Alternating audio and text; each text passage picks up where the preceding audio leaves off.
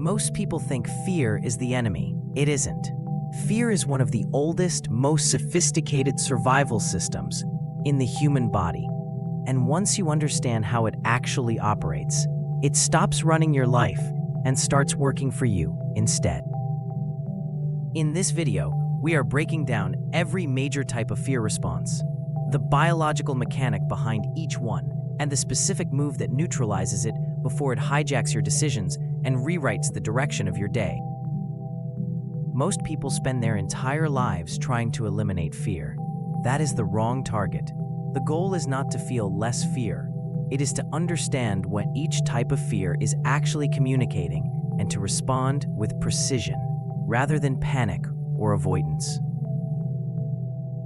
By the time we reach number 4, you will understand why avoiding the things you fear is the most counterproductive move your brain can make, and why every time you do it, the next encounter gets measurably worse.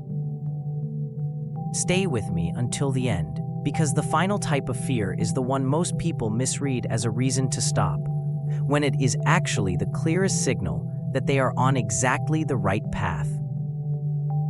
The first response is already firing in your body right now, before you are consciously aware that anything is triggering it. The amygdala hijack.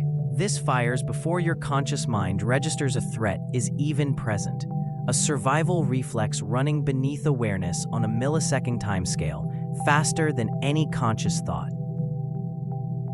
A small almond-shaped structure called the amygdala has one job: sort every incoming signal into safe or unsafe. No nuance, no context. It simply fires. The problem is, it cannot distinguish a physical threat from a psychological one. A charging predator and a high-stakes presentation trigger the exact same alarm because to the amygdala, discomfort and danger are completely indistinguishable. When that alarm fires, stress hormones flood the system, the tightness in your chest, the hollow flutter in your stomach, every sense sharpening for a fight that almost never actually arrives. The fix is a 6-second breathing cycle, 4 counts in, 4 held, 4 out, activating the vagus nerve and signaling your nervous system that no physical threat is real. That 6-second window is the gap between the alarm and your response. The next type of fear is one most people carry constantly, and the fix is something your brain is already equipped to execute right now. Fear and excitement are, at the level of pure biology, identical states. Same heart rate, same sweat response, same dilated pupils and heightened senses. Your body produces one state, your mind assigns 2 completely different meanings to it.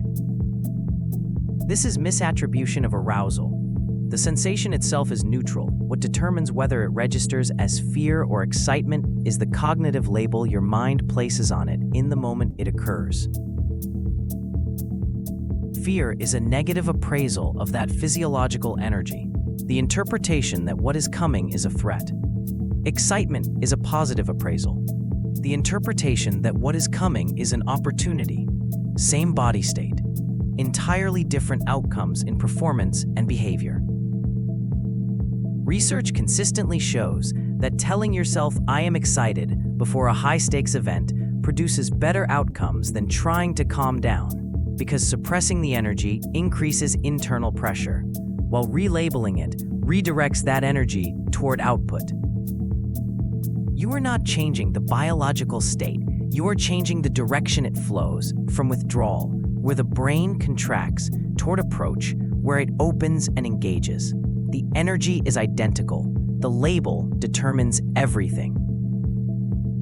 The next type grows stronger every time you let it win, and most people have no idea they are feeding it. Conditioned avoidance fear. Every time you avoid something that triggers fear, your brain registers a hit of immediate relief, and that relief encodes one lesson: avoidance equals safety. This is negative reinforcement, and it does not weaken fear, it amplifies it. Each avoidance confirms the threat is real. Each confirmation makes the next encounter feel more dangerous. Mild discomfort can become a structuring force across your entire life. This is fear conditioning. The brain builds a hard link between the trigger and perceived danger, and the only thing that breaks it is direct exposure without the catastrophic outcome the brain predicts. If this is landing, hit subscribe. We break down psychology like this every week.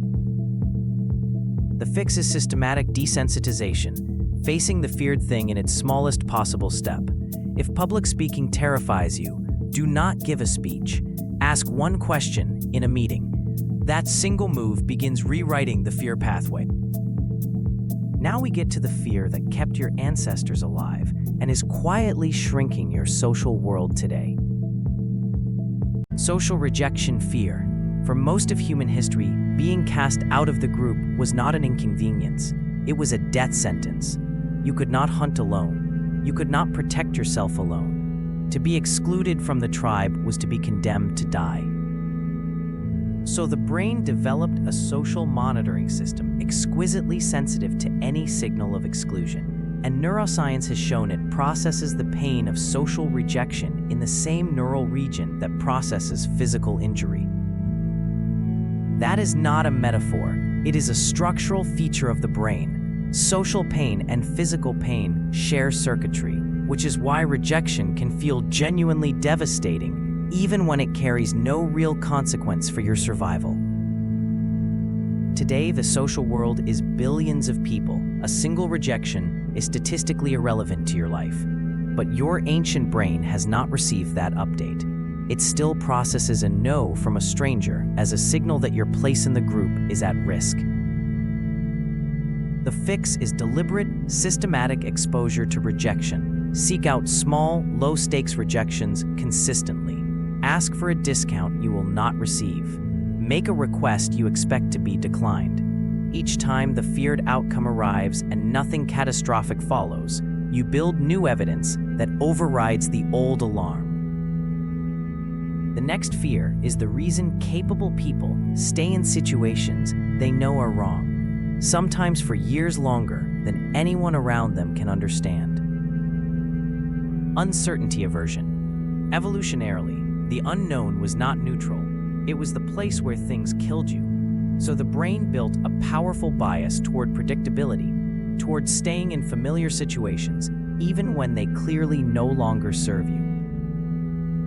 This creates a counterproductive pattern, choosing a known negative over an unknown positive, which is why people stay in jobs they resent and lives that feel too small. The mechanism is ambiguity aversion, the brain's discomfort with open-ended outcomes. It overweights the risk of change and underweights the risk of staying exactly where you are, which is itself a compounding choice. The final two responses live entirely in language, and they are the types of fear most people never examine at all. Identity-level fear. This is the fear that arises not when your body is under threat, but when your sense of who you are is under threat. It is the most insidious type because it does not feel like fear. It feels like certainty about who you are and what you are capable of. When you say, "I am an anxious person," or "I am not the kind of person who does that," you are not describing yourself. You are constructing a fixed identity your brain will actively work to confirm in every subsequent situation, filtering all new experience through a story that keeps regenerating. The shift is purely linguistic, and it is more powerful than it sounds. Move from "I am" to "I feel." I feel fear right now because this outcome matters to me. That single reframe moves fear from a permanent identity to a transient state, from something you are to something you are moving through. Fear becomes a passenger in the vehicle. You can acknowledge it, you can understand what it is communicating, but you do not hand it the wheel or the map. The observer of the fear and the fear itself are not the same thing, and that gap is where your actual agency lives. And the final type, resistance fear, is the most important in this entire video. This is the fear that arises specifically when you attempt to do meaningful work, when you try to build something that genuinely matters, when you begin moving in the direction of the life you actually want. The The pattern is predictable. The more significant the goal, the louder the fear.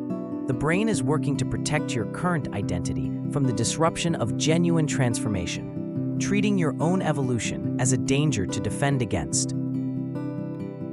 The degree of fear you feel about a direction is one of the most reliable signals of how important that direction truly is. If it barely makes you nervous, it probably does not matter enough. If it genuinely terrifies you, that is not a stop sign. That is a compass reading. Use the intensity of the fear as a measure of the significance of the work. The thing you keep talking yourself out of, that is almost certainly where you need to go. Fear is not the wall. It is the border of your current comfort zone. Every type we covered today is a signal, not a verdict. All of it is data. None of it is a decision. If this video gave you one thing useful, drop it in the comments. Subscribe so you are here for the next breakdown. See you there.